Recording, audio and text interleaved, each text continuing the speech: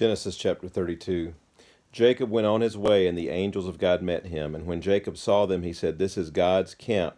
So he called the name of that place Mahanaim. And Jacob sent messengers before him to Esau his brother in the land of Seir, the country of Edom, instructing them, "Thus ye shall say to my lord Esau, Thus says your servant Jacob, I have sojourned with Laban and stayed until now. I have oxen, donkeys, flocks, male servants, and female servants. I have sent to tell my lord, in order that I may find favor in your sight." And the messengers returned to Jacob, saying, "We came to your brother Esau, and he is coming to meet you, and there are 400 men with him." Then Jacob was greatly afraid and distressed. He divided the people who were with him, and the flocks and herds and camels, into two camps, thinking, if Esau comes to the one camp and attacks it, then the camp that is left will escape. And Jacob said, "O God of my father Abraham and God of my father Isaac, O Lord, who said to me, Return to your country and to your kindred, that I may do you good. I am not worthy of the least of all the deeds of steadfast love and all the faithfulness that you have shown to your servant. For with only my staff I crossed this Jordan, and now I have become two camps. Please deliver me from the hand of my brother, from the hand of Esau, for I fear him, that he may come and attack me, the mothers with the children. But you said, I will surely do you good, and make your offspring as the sand of the sea, which cannot be numbered for multitude." So he stayed there that night, and from what he had with him, he took a present for his brother Esau: 200 female goats and 20 male goats, 200 ewes and 20 rams, 30 milking camels and their calves, 40 cows and 10 bulls, 20 female donkeys and 10 male donkeys. Then he handed over to his servants every drove by itself, and said to his servants, "Pass on ahead of me, and put a space between drove and drove." He instructed the first, "When Esau my brother meets you and asks you, To whom do you belong? Where are you going? And whose are these ahead of you? Then you shall say, They belong to your servant Jacob. They are a present sent to my lord Esau. And moreover, he is behind us." He likewise instructed the second and the third and all who followed the droves. "You shall say the same thing to Esau when you find him, and you shall say, Moreover, your servant Jacob is behind us." For he thought, "I may appease him with the present that goes ahead of me, and afterward I shall see his face. Perhaps he will accept me." So the present passed on ahead of him, and he himself stayed that night in the camp.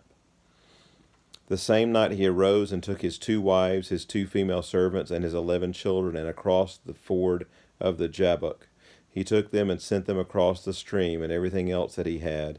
And Jacob was left alone, and a man wrestled with him until the breaking of the day. When the man saw that he did not prevail against Jacob, he touched his hip socket, and Jacob's hip was put out of joint as he wrestled with him. Then he said, "Let me go, for the day is broken." But Jacob said, "I will not let you go unless you bless me." And he said to him, "What is your name?" And he said, "Jacob." Then he said, "Your name shall no longer be called Jacob, but Israel, for you have striven with God and with men, and have prevailed." Then Jacob asked him, "Please tell me your name." But he said, "Why is it that you ask my name?" And there he blessed him. So Jacob called the name of the place Peniel, saying, "For I have seen God face to face, and yet my life has been delivered." The sun rose upon him as he passed, Penuel limping because of his hip. Therefore to this day the people of Israel do not eat the sinew of the thigh that is on the hip socket, because he touched the socket of Jacob's hip on the sinew of the thigh. Chapter 33.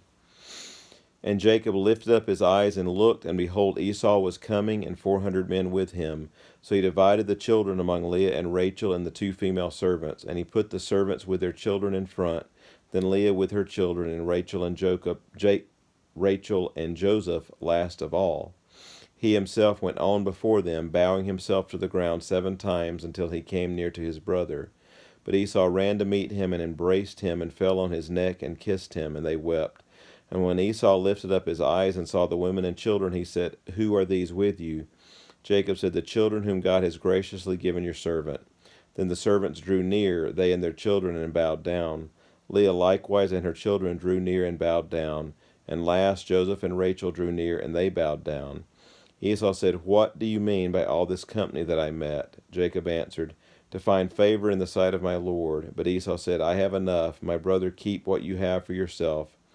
Jacob said, "No, please. If I have found favor in your sight, then accept my present from my hand. For I have seen your face, which is like seeing the face of God, and you have accepted me. Please accept my blessing that is brought to you, because God has dealt graciously with me, and because I have enough. Thus he urged him, and he took it. Then Esau said, Let us journey on our way, and I will go ahead of you.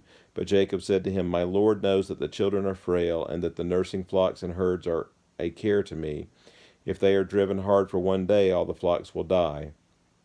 Let my Lord pass on ahead of his servant, and I will lead on slowly, at the pace of the livestock that are ahead of me, and at the pace of the children, until I come to my Lord in Seir.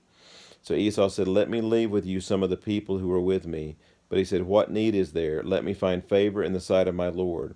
So Esau returned that day on his way to Seir, but Jacob journeyed to Succoth, and built himself a house, and made booths for his livestock. Therefore the name of the place is called Succoth. And Jacob came safely to the city of Shechem, which is in the land of Canaan, on his way from Padan Aram. And he camped before the city, and from the sons of Hamor, Shechem's father, he bought for 100 pieces of money the piece of land on which he had pitched his tent. There he erected an altar and called it El Elohe Israel. This concludes chapter 33.